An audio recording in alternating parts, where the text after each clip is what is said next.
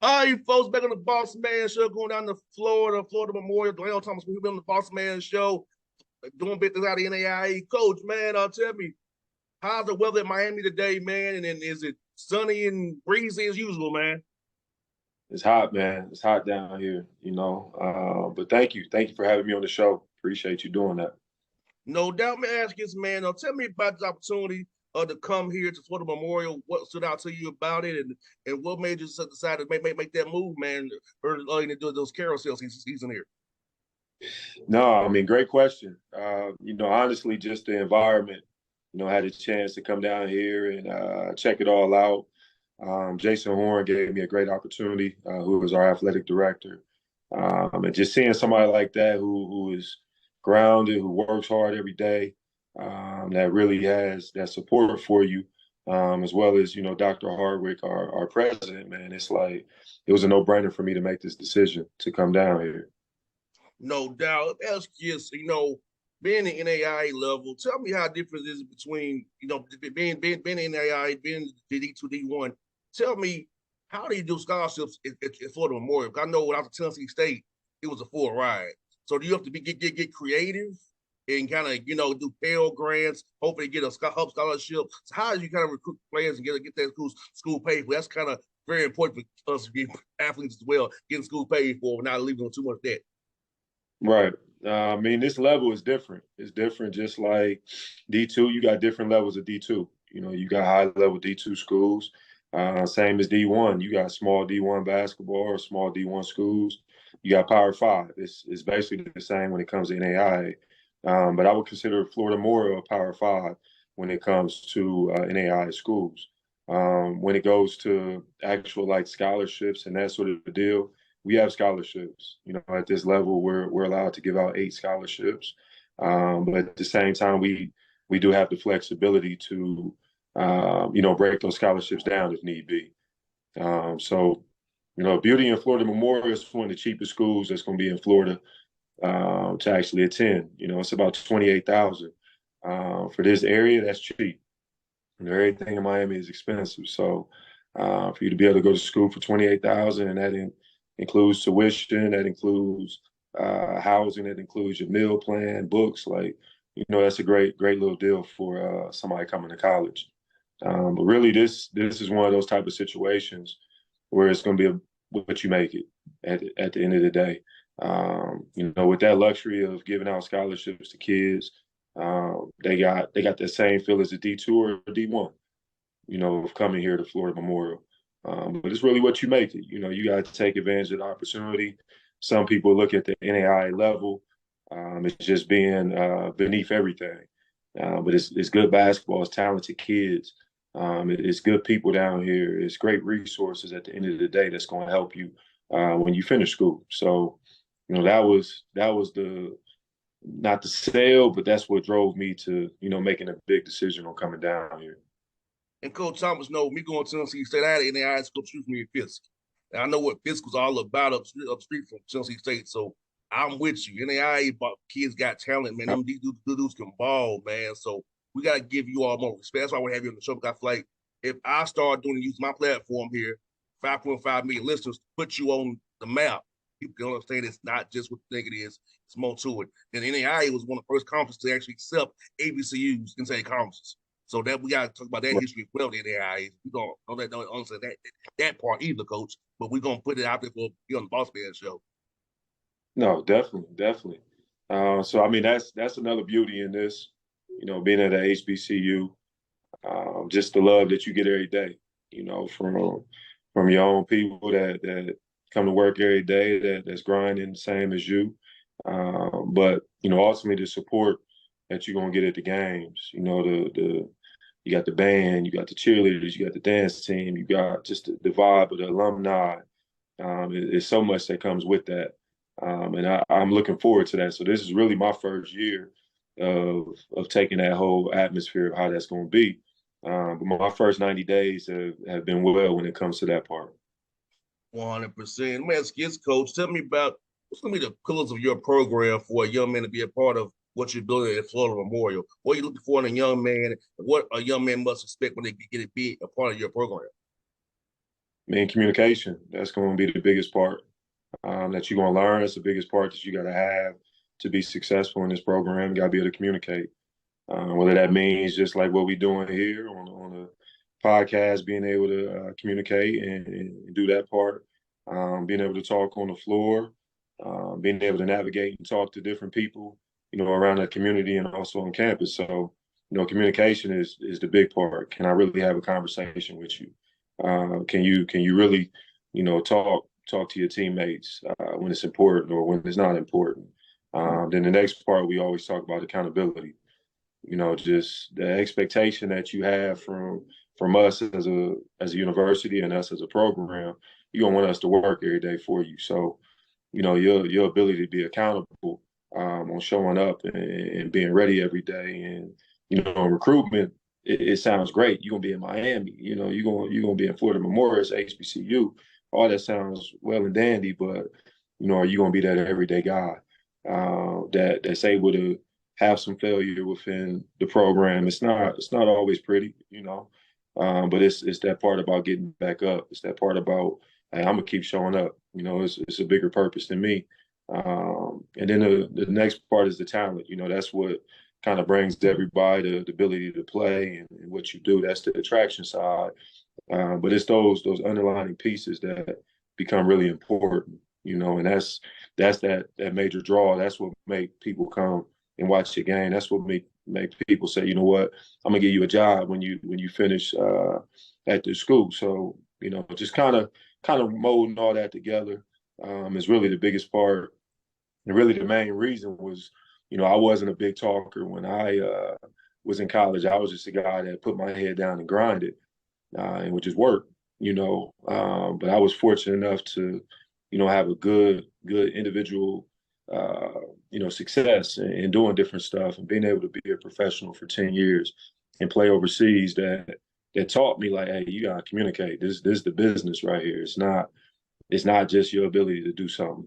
Like if you're able to communicate, you're able to really navigate in that way, politic a little bit, and build those relationships. It's gonna open a lot of doors. And then people will start seeing your talents for more than what it is. And this is the perfect time with how everything is going on with social media and all that. Like you got a chance to really sell yourself and your brand. So that's really what we teaching every day.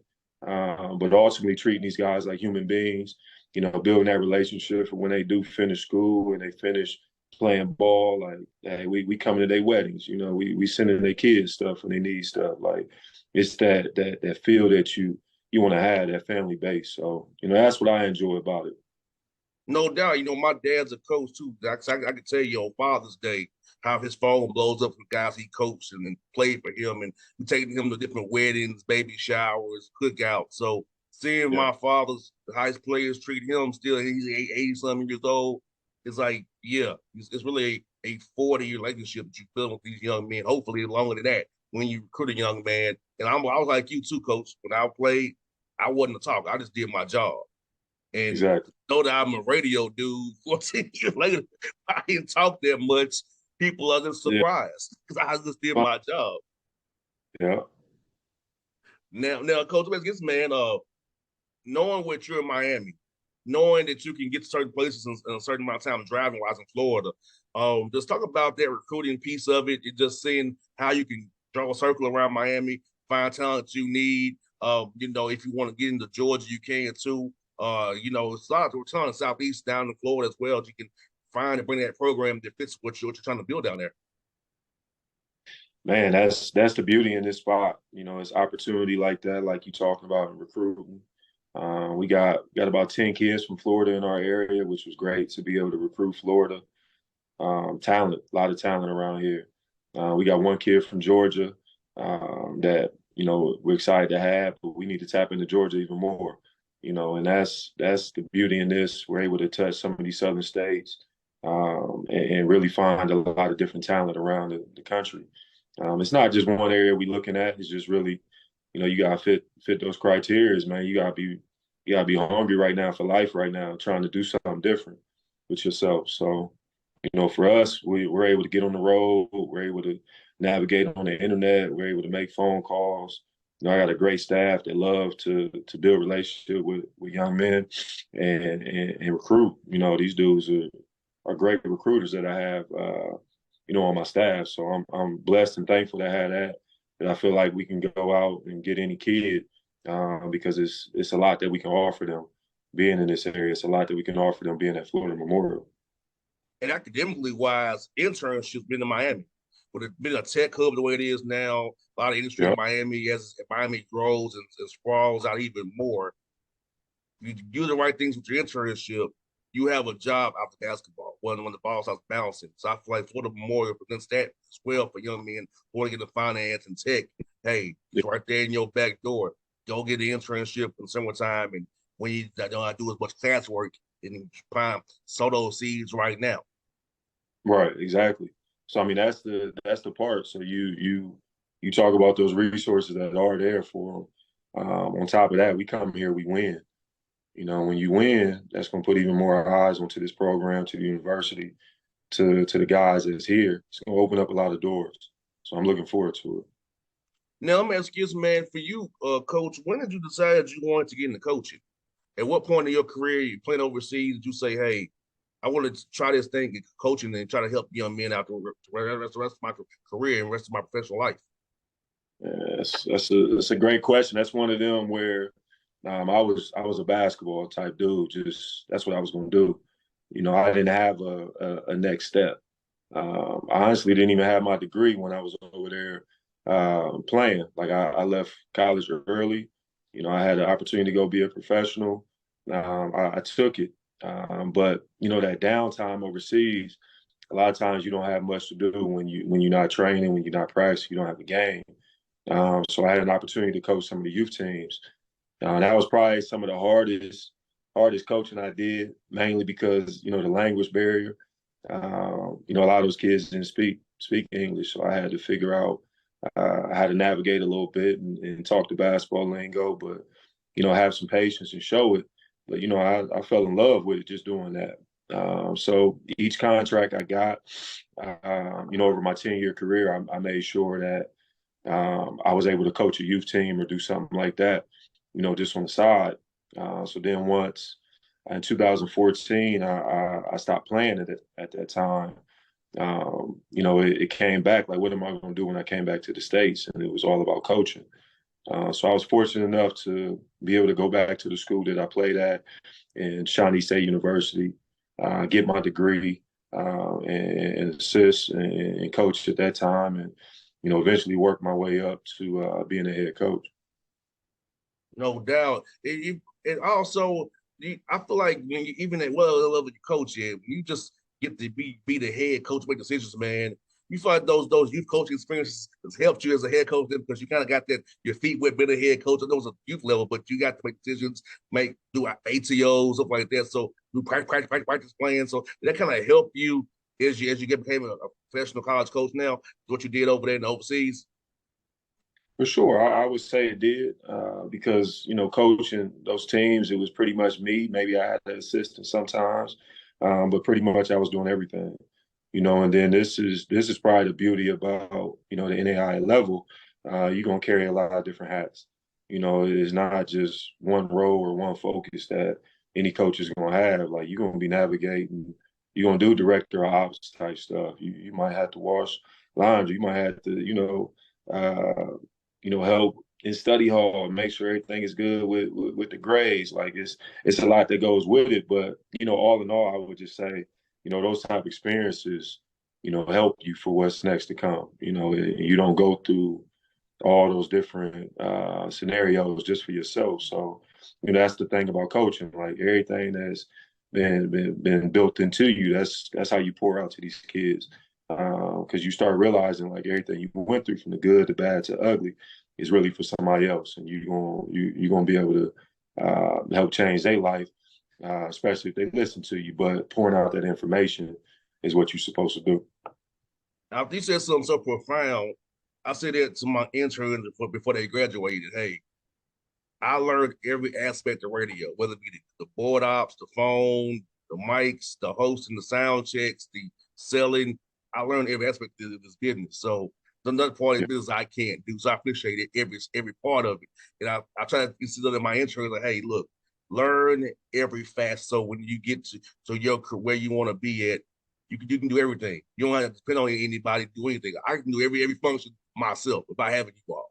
But I have you all so I can pour into and teach you. But know every facet of what you're doing. So I feel like you appreciate it more when you know how to do everything that your job entails and then some. Exactly. Yeah. No doubt. Coach Thomas, man, it's good to meet you today, man. Good to talk to you, man. And I'll be cheering for your team. I'll be covering you guys. I'm reaching them off while we stay in contact with each other. So if in Atlanta, if I'm in Miami, I do come down there twice with the Atlanta Hawks. So we definitely gotta get up when I come down to town, man, and get with you, brother. For sure, man. Need you to send me some Georgia kids, man. I I know you can do guys that know for you. you. No, thank you. Thank you for having me on the show, man. Much success with everything that you're doing. Keep pushing, keep grinding on it. When you got a moment after we win it all, go ahead and invite me back. I sure will, Coach. And you'll be on before that, Coach. Believe me on that one, brother. Yes, sir. All right.